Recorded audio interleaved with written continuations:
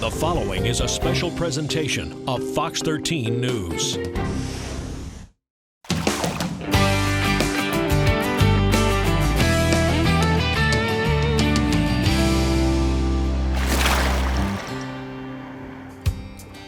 And welcome to paradise. Hi there, I'm Mark Wilson. We're bringing you the best of what our Tampa Bay waterways have to offer. In fact, if it's making waves out here, we're making sure you know about it. We're going to take you offshore. Oh, yeah! Woo! For some of the best deep water fishing the Gulf has to offer. There's still, a lot less fish than there were before. We investigate where we are a year now, after one of the worst fish kills Tampa Bay has ever seen. Personally, probably the pelican. And you'll meet an inspiring young man who's made it his life's mission to protect our waters. But first, calling all real ladies. It's the first ever ladies offshore tournament here in the Tampa Bay area. Ladies only, for a good cause. In fact, you don't need to have a boat. You don't even need to have a fishing pole. You just need to want to have a good time.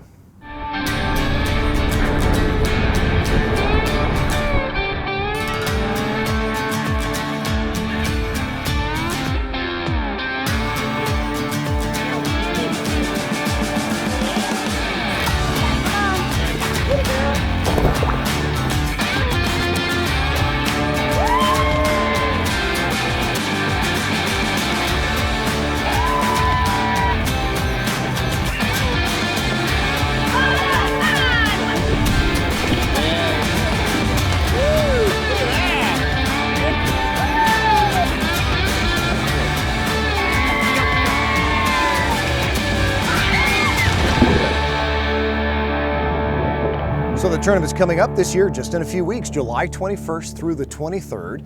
Go to suncoastladiesclassic.com to sign up. And remember, all proceeds go to Ready for Life, which helps foster children who age out of foster care. So let's address the elephant in the room. Here we are a year later after one of the worst fish kills Tampa Bay has ever seen.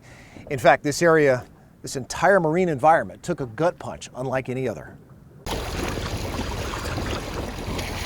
I've lived here 41 years and grew up on the water behind Whedon, and I've never seen a red tide that would even come close to this. There's not a living thing alive. Last we saw fishing charter captain Chris Wiggins in 2021. He was cleaning up dead fish that he usually catches. And like most of us, he was brokenhearted and disgusted. Water is so dark it looks like the Amazon River or something. You can't even see the sandbars through the water. The red tide bloom was accelerated by an emergency release of hundreds of millions of gallons of untreated wastewater into the bay from the old Piney Point phosphate plant, killing a record 1,600 tons of fish and marine life.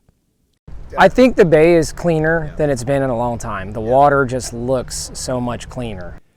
A year later, Captain Wiggins says Mother Nature is resilient, no doubt about that. He says the snook population has come back, as has the redfish population. But he's noticed there are far fewer trout in the bay, especially the middle of the bay, and the grass flats, while very clear, still show signs of trouble. There's grass that is covering, it's like a snot grass, that all those phosphates they dumped in the water. And that new snot grass has covered up all the turtle grass, and I think it's choking it out. Look at that snook. That would threaten baitfish and the many fish that rely on them. Captain Dustin Pack is with Tampa Bay Waterkeeper, the nonprofit that's filed suit against Piney Point for its release, widely considered to have played a major role in the 2021 fish kill. But he also says St. Pete and Tampa's recent sewage spills are also to blame. And that stuff can't happen. As much as this St. Pete and Tampa are growing, the infrastructure needs to be there in order to sustain that. That way we're not just dumping raw sewage into our estuary over and over. Lawn fertilizers are also known to fuel the red tides. And as nice as the bay may look today, red tides are naturally occurring, but we can all play a role in lessening their effects. So we've bounced back before, and Tampa Bay was declared dead in the 70s and 80s, and it took people caring and worrying about it to make it bounce back, and we may be there again. This one's a male. Next on Mak'n Waves, tagging and tracking the mighty Silver King in an effort to save this prehistoric species.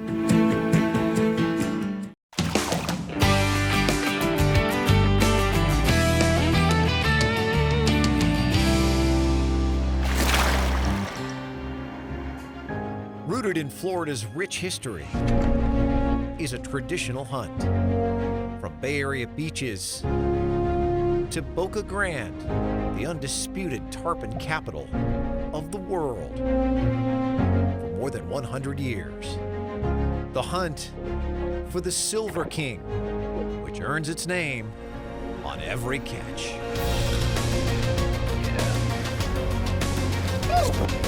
A challenge and a thrill that attracts anglers from around the world. They're beautiful, they're so powerful, it really is amazing, and it's worth conserving.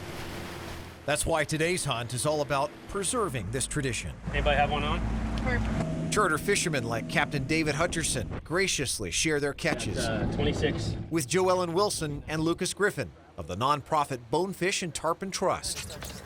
Once they hook up, Joellen and Lucas hop on board and carefully insert a tiny tracker in these beasts of the beach to help understand why they may be in decline, Don't worry about it. their spawning and habitat preferences, and how resistant, if they are at all, to red tide. This one's a male, so we can record that. One of the reasons this is so important is that tarpon take so long to get this big. They're unusually slow to grow. In fact, a fish that big may take him 20 or 30 years to get that big, whereas other fish can grow at twice the pace. So these fish, you remove one, it's going to take a big hit in the population. And we've known they migrate, but this is even more important now that we share these fish with states that don't offer the same protections Florida does. Last year, scientists were surprised to see a tarpon tagged in the Keys swam 1,000 miles away to Ocean City, Maryland. Did we know before that they traveled that far? There's been some reports, but a large reason why we're doing this project is because there's really no information out there about these incredible fish. It slides right down so that way it won't shoot out the top. And this is no bulky satellite transmitter that only lasts a few months. These new trackers are inserted into the fish and emit an ultrasonic ping. Really? That's what you do? A tiny incision right under the tarpon's stomach, and it slips right in. And it logs the time and date.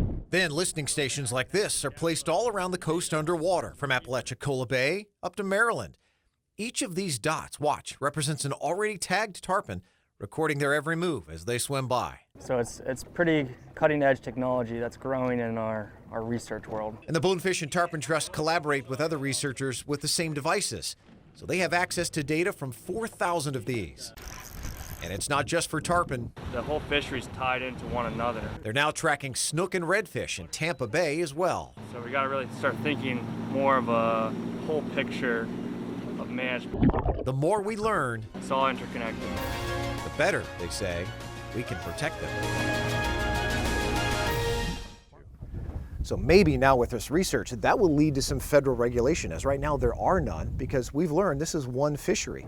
That's right, all of the tarpon that we're protecting here in Florida are the same ones going to Louisiana, going to South Carolina, where they're still allowed to kill them.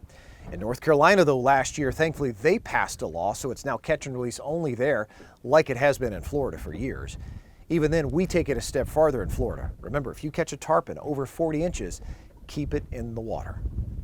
All right, so while tarpon are certainly rolling during the summer, it's also time for scalloping season, a family-friendly underwater Easter egg hunt where the grass flats of Homosassa come to life.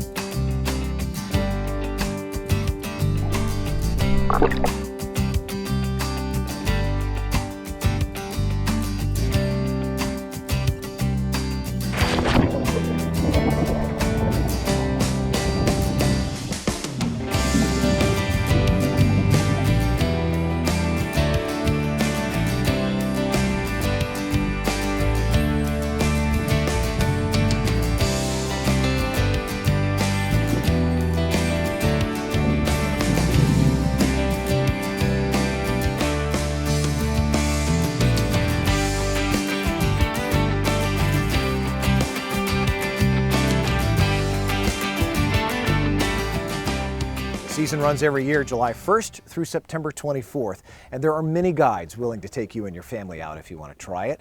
Start at McRae's of Homosassa. They'll take care of you. Next on Mak'n Waves, we're digging deep into the blue waters of the Gulf for monster grouper and red snapper. But see what else we caught recently. To be able to call Shell Key Preserve my office is such an honor. This area is like nothing I've ever seen before, and the wildlife here is so diverse. My name's Ellie Foden, and I'm the Director of Conservation with Ecomersion. Ecomersion is an environmentally focused kayaking company based out of Tampa Bay. On our tours through Shell Key Preserve, we highlight a lot of the local ecosystems and animals and plants that live in the Tampa Bay area. We also get to go through some of the really unique mangrove tunnels. We can see red and black mangroves out on the water and see some of the little mangrove crabs that call these trees home. Taking people through these mangrove tunnels is a really awesome experience when I get to take people who have been through these tunnels that have never gone through before, and they just go, wow, the entire time we're going through. Shell Key Preserve is such a unique habitat here in Tampa Bay, and Ecomersion would love to take you out.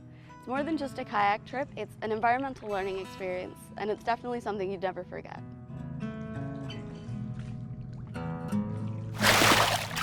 You know, Tampa Bay is known for many things: our great water, our fishery, our incredible coastline. It's not known for oysters, at least not yet. First stop. Each one of these floating bags is filled with oysters. They are the first aquaculture farmed oysters in the history of Tampa Bay. Fresh. Brian saw opportunity as he watched the iconic Apalachicola oyster fishery upstate get shut down after years of drought and other pressures destroyed wild oyster beds. It becomes increasingly clear that we can't continue to harvest at the rates that we have historically. They grow like weeds here. Faster growth fills the incessant demand quicker. We have no shortage of restaurants that are buying oysters from all over the place, whether it's Massachusetts, Virginia, Louisiana. I said, there's no reason they shouldn't be buying an oyster from Tampa Bay. Lost Coast is a small family business. Just Brian, his wife Lindsay, and little Nova. It's something we look forward to every week, is doing our deliveries. They regularly deliver fresh oysters straight from the bay to a few St. Pete restaurants like Alto Moray Fish Bar. It's been an amazing opportunity for us, and we're actually starting to use a lot of local stuff here. We're pushing for a big local push. All right, that's good. And Brian says, while they may be pioneers of sustainable oyster farming in Tampa Bay, they hope they're not alone. We hope that we can inspire other people to follow in our path, and we want to put Tampa Bay on the map. Lost Coast has paused their harvesting for now because of the Piney Point release, but they tell us they expect to be harvesting again soon. Now, time for a little offshore therapy. If you can get offshore, find about 120 feet of water and some hard bottom, throw down some cut bait. You also need a heavy rig and a heavy hand, because you better be ready to hold on.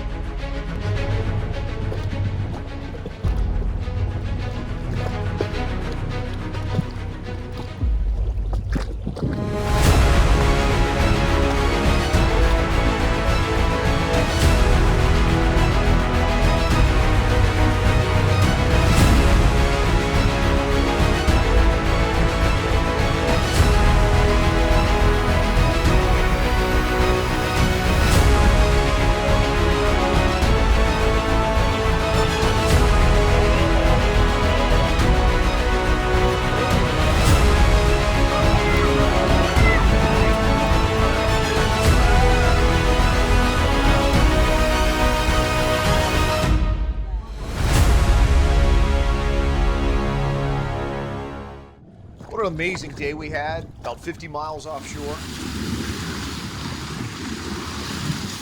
Check this out, before we even got a line in the water, look at this, one of the neatest things I've ever seen offshore, a pod of spinner dolphins.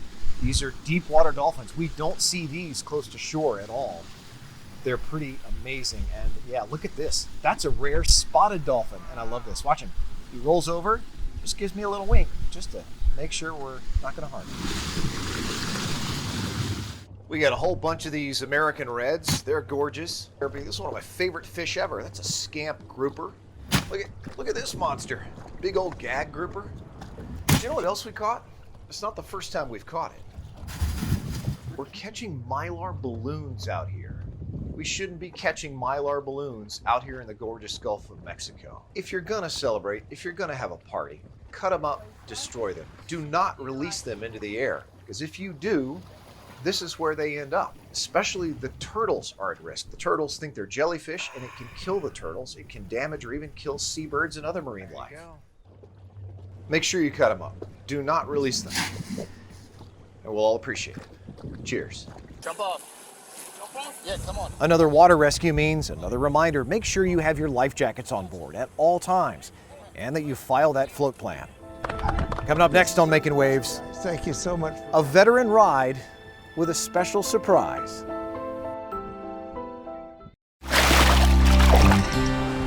Our beaches are often a place to relax and unwind, but not for young Miles Featherston Retch. For him, it's a place of concern and angst. Why are you so passionate about this? Well, 3 years ago when I was on my yearly trip to Amelia Island, I was watching Shark Week with my mom and I saw an image of a polluted beach. Miles started with beach cleanups, but soon realized he needed help. So he started Kids Saving Oceans at just 9 years old, a nonprofit to raise money and awareness. It's just Miles Saving Oceans, right? What do you mean by the kids? Because I can't do it alone. So I need to recruit and inspire more people to take action. And he needed something to sell to raise money, and new people love stickers. Probably the first is what I like to call the love note. What is he doing? He's sending out a love note or one warm fuzzy to the octopus. How cool is that? I know they're like kids, it's hard to pick your favorites, but have you got a favorite? Personally, probably the pelican. And the pelican because it just really shows St. Pete, in my opinion. His proud mom has surely helped bring his ideas to life, but says Miles, he's the driving force. I remember the first time he went and spoke to the St. Pete City Council when he was 6. He could barely read. He had written out his comments that he wanted to say, and it was, as a 6th grader writes, and to see that growth and that evolution, too, in his confidence has been really cool as a parent to watch. You got the change on that? He works his booths at local markets and events like a seasoned pro, and he's getting results. I've donated almost $30,000. Have you really? Just in 3 years? That's amazing. Now, where does that money go? The money goes to a whole ton of organizations like Surfrider, Shark Allies, and many more. He's also getting attention. He's met with Governor DeSantis, and last year was honored with the President's Environmental Youth Award from the EPA. Where do you think this will take you? I think it'll be maybe my future career. A young man on a mission with an idea that really stuck. And Miles has a pretty ambitious goal, and I have no doubt he'll reach it. He's hoping to raise $1 million for marine conservation before he's 18 years old. So I never go on any trip as well without my PLB or my EPIRB, and I also never boat underway without my emergency cutoff device. That's now required, remember, on all boats in Florida under 26 feet. I also never leave without my American flag in honor of all of our veterans who've served. As a matter of fact, Cynthia Smoot introduces us now to a Sun City man who takes it one step further. Okay, walk right over here to the dock. A group of veterans has come to Hodges Harbor and Sun City Center for a tranquil day out on the water. Happy to be here. We're moving. Bill Hodges arranges these special outings on his boat for those who serve like him. All the way from World War II to Korea to Vietnam. He calls it the Freedom Float. It's his version of the Honor Flight, which takes veterans to see the military memorials in Washington, D.C. It's important that we don't overlook all those who maybe can't do that. I think it's just a tremendous idea.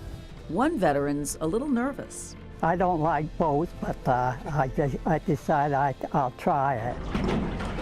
And Hodges has arranged a special surprise for them. Hi, thank you for your service. You're welcome. During the float, neighbors are greeting the veterans, waving flags, expressing their gratitude. Thank you for your service. More than you'll ever know. You're welcome. Thank you. Thank you. Yeah, God bless you. Thank you very much. This is so special, guys. Thank you so much for coming. Well, thanks for joining us. That's going to do it for Mak'n Waves. We appreciate you staying with us. Make sure you go to FOX13news.com to check out more of these and other stories. Until we make waves again, I'm Mark Wilson. When you're out on the water, stay safe, stay smart, and stay tuned now for some of the best aerial views of this place we're proud to call home.